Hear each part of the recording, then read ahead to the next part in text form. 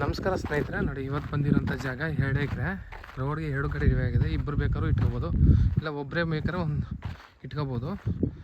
ಈ ಜಾಗ ಬೆಂಗಳೂರಿಂದ ಇಲ್ಲಿಗೆ 145 ಕಿಲೋಮೀಟ್ರ್ ಆಗುತ್ತೆ. ನೋಡಿ ಸುತ್ತ ತೋಟಗಳೇ, ಮಣ್ಣು ಮಾತ್ರ ಬಂಗಾರ, ಕೆಂಪು ಮಣ್ಣು, ಪ್ಯೂರ್ ರೆಡ್ ಮಣ್ಣು. ಇದೇ ಥರ ಇದೆ. ಇದನ್ನು ಏನು ಜೋಳ ಹಾಕಿದೆ ಪೀಸು, ಈ ಕಡೆ ಪೀಸು ಮಧ್ಯೆ ದಾರಿ ಹೋಗಿದೆ. 2 ಎಕರೆ ಇದೆ, ಜನರಲ್ ಪ್ರಾಪರ್ಟಿ.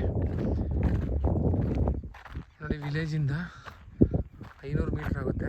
ಮನೆಗೆ ತೋರಿಸ್ತಿದ್ರಲ್ಲ ಅದೇ ವಿಲೇಜು. ಬೆಂಗಳೂರಿಂದ ಇಲ್ಲಿಗೆ 145 ಕಿಲೋಮೀಟ್ರ್ ಆಗುತ್ತೆ. ಮೈಸೂರಿಂದ ಒಂದು 80 ಕಿಲೋಮೀಟ್ರ್ ಆಗುತ್ತೆ. ಟೌನಿಂದ ಒಂದು 5 ಕಿಲೋಮೀಟ್ರು. ನೋಡಿ ಅದೇ ಲೇಔಟು, ಅದೇ ಹೈವೇ ರೋಡು. ಅಲ್ಲಿಂದ 1.5 ಕಿಲೋಮೀಟ್ರ್ 1 ಕಿಲೋಮೀಟ್ರ್ ಆಗುತ್ತೆ. ಜಾಗ ಮಾತ್ರ ತುಂಬ ಚೆನ್ನಾಗಿದೆ. 2 ಕಡೆ ಪೀಸ್ ಆಗಿದೆ.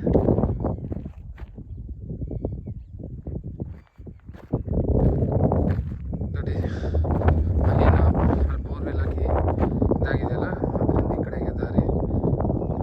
ಜಾಗ ಸುತ್ತ ತೋಟಗಳೇ ಆಗಿರೋದು.